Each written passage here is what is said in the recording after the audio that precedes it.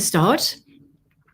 Welcome to Philosophy Live. My name is Christine Lambie, and today we are going to be looking into something that we all have to face at some point: grief. Now, let me just say, this is not counseling, it's not therapy. We're just learning from the experience of one person. I'm delighted to say we have a guest today, Peter Whitfield. He'll be familiar to anyone who has participated in the Philosophy Cafe. He's a long-standing tutor in school. Professionally, Peter has published children's books for the past 20 plus years. Today, he'll be telling us about his son, Luke, who sadly passed away in June last year. We'll also, I hope, finish with a meditation on grief. So, Peter, good morning. Good morning, Christine. Joining us. Tell us something about Luke, if you can. Well, Luke was born in Melbourne, Australia on Christmas Day, 1991, at 4:50 a.m. in the morning. He was a beautiful, healthy baby boy. However, within about an hour, he stopped breathing, and both his lungs had collapsed. They'd filled with fluid, and he'd spent some weeks critically ill in hospital. They x-rayed him almost daily. And on the seventh day, the tiniest of small patches of air in his right lung appeared. That had kept him alive, and it had started to grow. It was improving. And I distinctly remember a new doctor looked at him and looked at the x-ray. And I said, "Isn't that fantastic?" And he looked at me in dismay and said, "Your son is so sick. He's got almost no working lungs." But I said, "He's improving. And you should have seen him yesterday." And that was Luke. He was clinging to life. He was just defying all the odds. So, and then at 4 months, his pediatrician said that he wasn't developing normally. And at about 18 months, they confirmed that he'd have cerebral palsy. Now, there were a lot of difficulties associated with this condition in that he wasn't eating well. He had to have a feeding gastrostomy button inserted into his stomach at about the age of 3. He was put into a wheelchair. The doctors had to surgically sever his hamstrings. I vividly remember that heartbreaking realization that he would never walk. His gravity feeding through his stomach caused severe reflux. He had frequent vomiting. His esophagus became dangerously thin. In 2011, he suffered a bowel blockage, which he was admitted to hospital and for about 4 months. And he lost weight from about 45 to about 29 kilos. They operated several times, but basically his intestines, his bowels stopped working, and he couldn't absorb food through his stomach. And the only way to keep him alive was through total parenteral nutrition, or TPN. And this is feeding through a venous line. Apparently this technology was used during the Vietnam War, when soldiers who had stomach wounds would be given this nutrition directly through a central venous line. And at the time, it kept soldiers alive for about 12 months. And when Luke started TPN, the survival rate was about 30% after 3 years. And the side effects are horrendous. It causes your veins to collapse, failures of gallbladder, kidney, and liver. And there's a constant and massive risk of infection. But he lived on this type of feeding through TPN for another 12 more years. And again, he defied all the odds. That was amazing. That was amazing. Yeah. That was Luke. He just battled through. And every day he loved life and he laughed out loud. Yeah. I love the fact that when the doctor says, "Oh, he's only got this bit," you said, "But look, he's improving." Well, it's interesting. At that moment, I actually knew that he was going to make it. It was just one of those things that it just felt like that was going to happen. Yeah. So. Now, last year, he was admitted to hospital in February, and I know this was coming towards the end. And as it came towards just the final days, I think you had one day that was it was actually his last day, wasn't it? A very painful experience for you. You'd been in the hospital day after day after day with him. Yes. Would you be able to describe that last day? Well, the day before was actually Father's Day. It was Sunday, the 18th of June, and we were all sitting around his bedside table at hospital, and we watched his favorite movie, which happens to be Love Actually. But the next morning I went home, and then the next morning at 7 a.m., his carer called me and said that his oxygen levels were very bad. And I, jumped into the car straight away and headed for the hospital. But I was traveling from Twickenham heading to Charing Cross Hospital in Hammersmith. And Google Maps said it would be about an hour in the traffic. And at 7:15 in the car, I received a call from the doctor. And he said that Luke was turning blue. And he asked me how far away I was. And I said it would be another hour. The traffic was getting worse. And the doctor said to me, he said, look, I can try and keep Luke conscious, but he was suffering. He was really suffering. And the doctor wanted to give him something to make him comfortable. And I didn't quite understand what he meant. And I said, what do you mean? He said, well, basically, he said, this means that Luke won't be around in about 5 to 10 minutes. And that meant that I wouldn't get to see him. And I just, I'd spent every day for the last 5 months traveling to this hospital to be by his bedside. And I just so desperately wanted to be with him when he left. But of course, I didn't want him to suffer. So I said to the doctor, give him what he needs. And, people who know me know that I have this thing with traffic. I hate it. I mean, Ram Dass says, if you think you're getting enlightened, try spending a week with your family. I'd like to add to that. I'd say that try driving around London during rush hour. And here I was, bumper to bumper. My son only had a few minutes to live. And I would miss saying a final goodbye. And there was just nothing I could do. And I literally screamed in agony. It was the worst moment of my life. And I came to this realization after, I had no voice left. And I just distinctly remember, and I was on the main road from Richmond to heading towards Hammersmith. And then I realized that there was actually nothing I could do. In my mind, I was trying to, thinking I'll put my lights on and my horn on and drive on the wrong side of the road, or I'll get a helicopter, and, but it just wasn't going to happen. Mm. And then there was this remarkable sense of peace, which just enveloped everything. And in that state of complete serenity, I drove calmly to the hospital, just reflecting on our time together, Luke and my time together, and with the family. And I cried and I laughed. And when I got to the hospital at about 8:20, I entered into Luke's room, fully anticipating to see just his lifeless body lying there. And there he was still alive. Yeah. Yeah, it's just a cherished moment.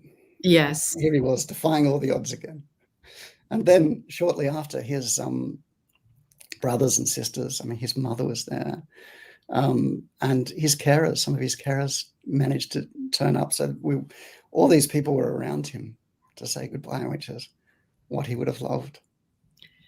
That must have been an intense roller coaster of emotions for you, but coming to a point of surrender where you were in a different state for those final moments, I see. Absolutely. The pain wasn't that the pain was that I wanted to be there. And that really had nothing to do with Luke. Yeah. It was just my desire. And that's interesting about grief. It's very closely related to what we grieve about. Mm. So nearly a year has passed. That'll be a year next week or so, actually. Yes. How have you managed in the ensuing year? Could you say something about that? Sure. Well, I have this massive photograph of Luke in my kitchen. And obviously just show that again. This is the picture, isn't it? You have. And there he is. That is just Luke. He really genuinely loved everybody. He just loved life. It was just something that he did. And he's, I'll walk past him and he'll be speaking to me. Now, Luke couldn't speak. He actually was unable to speak. He had a computer where he would speak like Stephen Hawking used to speak in this sort of computer voice. But he himself had no speech. And without his computer, he would still talk to me when he was alive all the time. And I would know what he was saying, and he would know what, obviously, I would speak to him. And he still speaks to me that way. And I've never experienced, him materializing, or I haven't had dreams about him. But as I walk past, I just feel his presence. And he'll say things to me like, "Dad, it's okay." He's laughing at me there, and he's just saying, "Don't get so stressed about, all this little stuff." I used to tell, I remember him distinctly. I used to say to my children when they were growing up, two things: speak the truth and love everybody. This was the two. They had to speak the truth and love everybody. And I remember walking past him one morning. He looked at me in the photo and he said, "Dad, speak the truth and love everybody." And I just laughed out loud, reminding me of that. So I might just say, for people who are watching, I know you had an almost unearthly communication with Luke that other people, well, outside the family, I presume, just couldn't really appreciate the level of understanding of what he was wanting to say. I think even the doctors, the nurses, the carers couldn't really understand how deeply you could communicate with him. Well, if you didn't know Luke, you would not know what he was saying. That, I mean, if you walk into a room and sometimes you can tell if there's been an argument or something with people, but Luke was he just had this way of, he would tell me, I remember in hospital, he said to me that the nurses had given him the wrong medication. And he just, mentioned that to me by sort of looking at the way he spoke. And so I said to one of the doctors, "Look, he's just been given the wrong medication." And they said, "How do you know that?" I said, "Well, Luke just told me." Anyway, and they couldn't believe it. So then they actually had to get his computer out and ask him to actually say it without me mentioning it. And Luke wrote out the medication that they'd given him, or the wrong dose or something. But he was very with it. He really just was right there, but so brilliantly happy and loving. He really was. Yeah. So here we are a year on. Would you say, and this is quite a difficult question, do we in some way mature through loss? Do we experience some aspect of growth through facing loss and grief, would you say? I think that's your choice. I really do. I think that that in a way, there's the actual experience of being with the person you can't lose. And we'll do this meditation in a moment where we're hopefully we will experience that. And one of the things that happened after his passing, and I've been running the Philosophy Cafe, as a lot of your viewers will know, is that the outpouring of messages of love and sympathy were phenomenal. And there was a realization that everybody will go through this loss or this experience of grief. You can't avoid it. It's going to happen. But the beloved, the lost, the person you think is not there, is still there with you. Billions of people on the planet experience, God or Allah or Jesus in their lives, genuinely experience them there. And the experience of Luke, without, and as I said before, without a manifestation but just his presence, it's so real that, and you can let go of wanting the world to be different, or wanting to have been a better father, or wanting to, the idea that I should suffer the most because I was his father. That's just hanging on to stuff that's unnecessary. So I think you can grow and mature and experience this beautiful expression of love that doesn't dissipate. I hope that answers that question. Yes. I remember when there was one of his carers was with him when he died, and he's this massive African chap, beautiful man, and just loved Luke. We used to go on holidays, the three of us together. So he was a carer, and Luke took his last breath, and there is this giant of a man you know, he's bawling his eyes out at Luke's feet, just there when he passed, saying, "Luke, don't go, Luke, don't go." And it was the most beautiful scene, just that outpouring of love that he had for my son. It was just, you wouldn't ask him to go through that under any circumstances whatsoever. But the memory of that love that he had for my son is just such a beautiful expression of unity and devotion. An incredible experience. Really, it's wonderful. Yeah. Maybe this is a good point for the meditation that you've developed. Sure. Do you feel like to lead us through that? Absolutely. So I'd like to do this meditation on grief. And my experience is that the actual moments of grief are deep reminders of what it's like to be separated from one's beloved. But in that experience, just before that separation, there is the truth that you are never really separate. The beloved is with you now and always. So just take a few moments just to be aware of stillness. You can do this now at home, just by sensing your breath, and be aware of the sense of touch and taste and smell and sight and sound, which will bring you into the moment. And as we sit quietly, just hold your right hand on your heart and your left hand on your belly. Now, if you're next to somebody, if you're with somebody, you can put your right hand onto their heart. And leave your left hand on your belly, and they'll put their right hand onto your heart.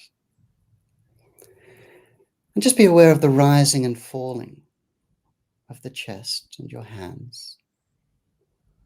And this can help you become present to what is within you.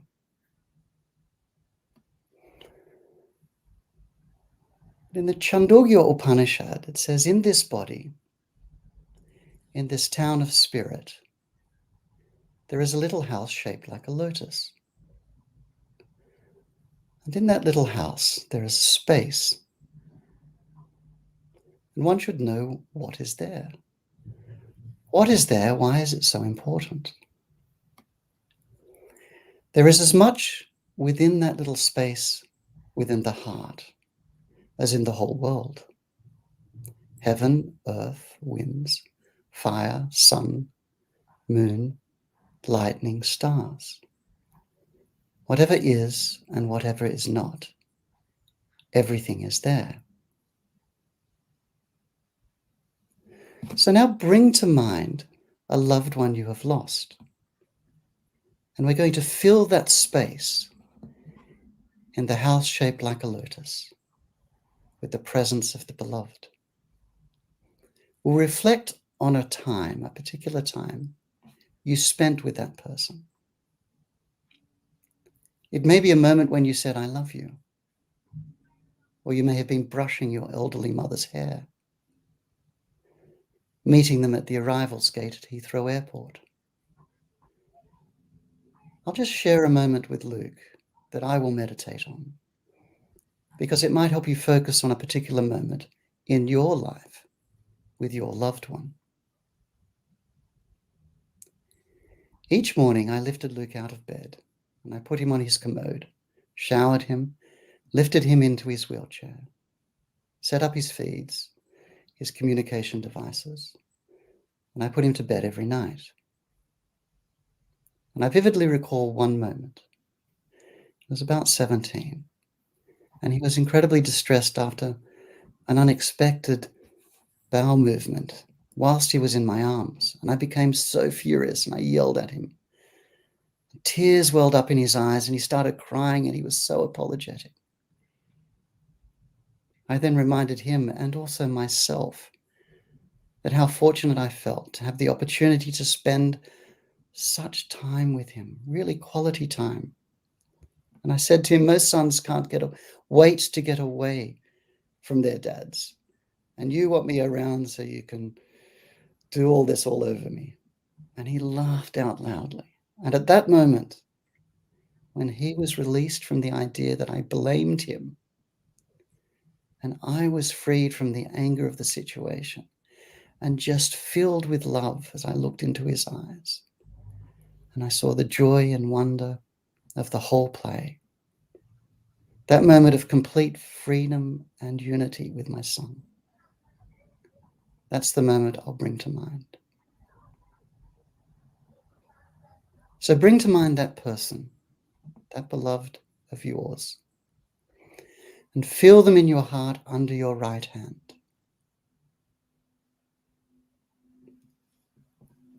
Gently reflect on that time when you and that person were truly connected.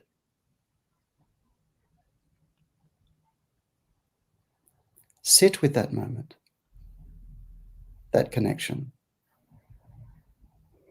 that shared peace, that shared love, that unity. Let go of any regrets. Sit with their love. Let go of how you should have spent more time with them. Sit with their love. Let go of wanting the past to be different. Sit with their love.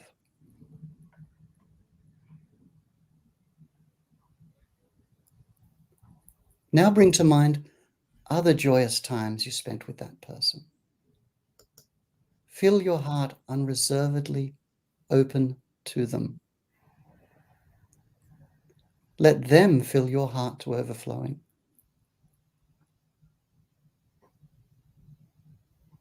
You may feel sadness, grief welling up inside you, because the mind says they are not here. But you just proved the mind wrong. They are filling your heart now. Sit with the love. You are with them now. You are with them now. You are with them now. Let the mind remember this. Mind, remember mind. Mind, remember peace. Mind, remember mind. Mind, remember love.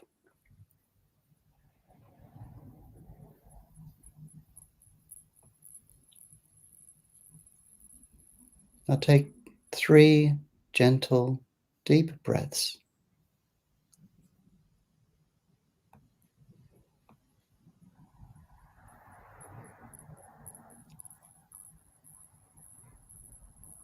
And lower your right hand from your chest.